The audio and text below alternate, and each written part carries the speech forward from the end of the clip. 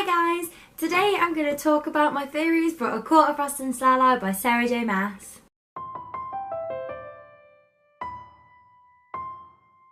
A Court of Frost and Starlight is the follow-up book to the A Court of Thorns and Roses series, which is the first book in the series, and then you have A Court of Mist and Fury, and then you have A Court of Wings and Ruin, which is like the finale and like the major point like in the book series. And then A Court of Frost and Starlight is actually a novella. I thought it was going to be a book, although novella to Sarah J Maas is 224 pages, which is how long Aquafast is. So I'm really excited I can just say it like Akatar and Akabath, because Aquafast just sounds beautiful. And I've already shown you the cover. I have a slight confession. When I saw this cover, I teared up and they may have spilled over. So I didn't cry. It was like an involuntary spillover of tear.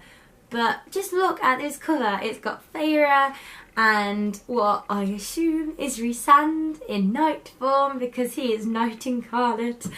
Oh, it's just the best thing ever. And I really want the cover where it says, and the slogan, like, to the stars that listen and to the dreams that are answered, because when that happens in the book, it's just the most, like, heartfelt moment in the world. And that's like the slogan that crops up throughout. Slogan's the wrong word. It's like their mantra and like their belief, which I absolutely adore. So what we know about this book already, I had to Google this just so I made sure that I knew everything that we already know. And I went to this fan site, and I'm not sure if it's true, but it's 224 pages, which is true. 1st of May 2018, true.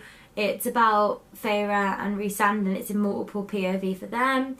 The thing that I didn't know, that I found out that I'm quite happy about, is that it's confirmed that we get the scene between Feyre and Rhysand and a certain wall that they have been talking about since the climax, no pun intended, of A Court of Mist and Fury. So that's nice. And on the blurb as well for Aquafast, it says that Feyre's on the winter solstice and she's coping with the after effects of the huge war from Aqua, rebuilding Valaris and the Night Court, and getting used to being High Lady on her first like winter solstice. But then she discovers that her closest friends, like her inner circle, have like wounds. And I'm like, what sort of wounds? And then I'm just like thinking about what's wrong with them. And then I realise that they've got a massive whole backstory that we just haven't explored. Like, we know a bit about Rhysand and his mother and his sister, which is just tragic. And we know a bit about Ezreal and Maas, like awful backstory. And we know quite a bit about Cassian in the war camp. And Amryn we don't know anything about, other than she's Fae now, which is interesting. That's obviously going to be quite difficult for her to deal with. And then we've got like Lucian and Elaine and Nestor and Cassian, which is like my favourite ship in the world. That isn't Feyre and Rhysand. So everyone's got a lot of like shit to deal with, and it's gonna come out in this book, hopefully. Just so Feyre can sort through it and then set us up for the new series, which is a spin-off with entirely new characters but set in the same world. So these characters are going to have to be mentioned or come into it in some way. I hope they're not Miriam and Drakon, because I just don't care for them as characters. I just don't care. So my theories is that because it's taking place on winter solstice, which is Feyre's birthday, I have this crazy wacky first theory that she's going to get pregnant. I don't want this to be true, because after they were together for the first time, she was like, I don't want to get pregnant, I want to see the world with you. We have literally our entire lives. Like, if she had a child now, she's like been like frozen immortal at the age of 21. So like, it's going to be really weird when she's only 21, literally, and then her son or daughter is like the same age as her forever. But yeah, that's that.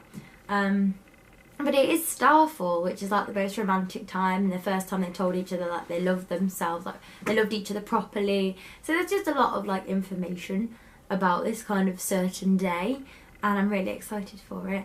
It's going to be the best novella ever, I have to say. I'm just so excited for it. I have a lot of theories like it's to do with maybe the Winter Court, because Frost, although it is on winter solstice, so I don't know if it is going to have anything to do with them. But when Moore and like Feyre met up with Callias, who's like the High Lord of the Winter Court, and then Vivian, his wife, not mate, to her displeasure.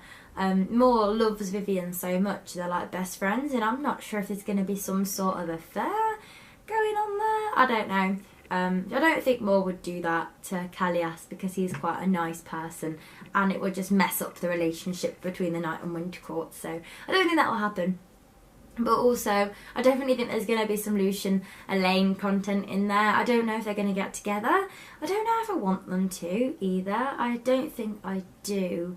I think I want Elaine to be happy, planting on her own, and maybe just friends with Lucian, but have like a slow burn with them, kind of like Feyre and Rhysand, where Lucian doesn't push her into anything, but then she just slowly learns that she loves him, because Lucian is a very complicated character, but nevertheless I think he would be a really nice mate or husband or whatever she wants him to be, really. And I'm just really excited for that, the quips between like Nesta and Cassian through this entire book. Those are all my theories, really.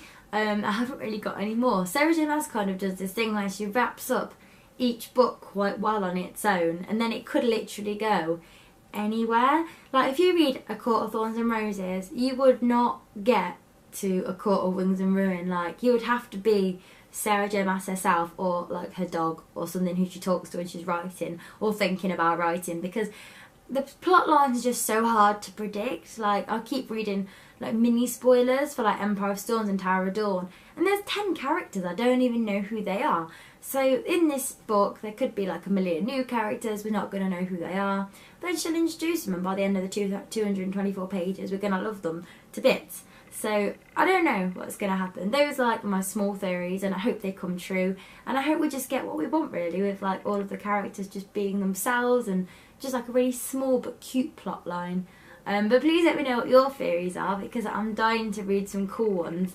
I even went to Tumblr for this and I couldn't find as many, but it is quite recently that it's been announced. So as this video is up for however long, please let me know your thoughts, and I'll see you in the next video. Bye!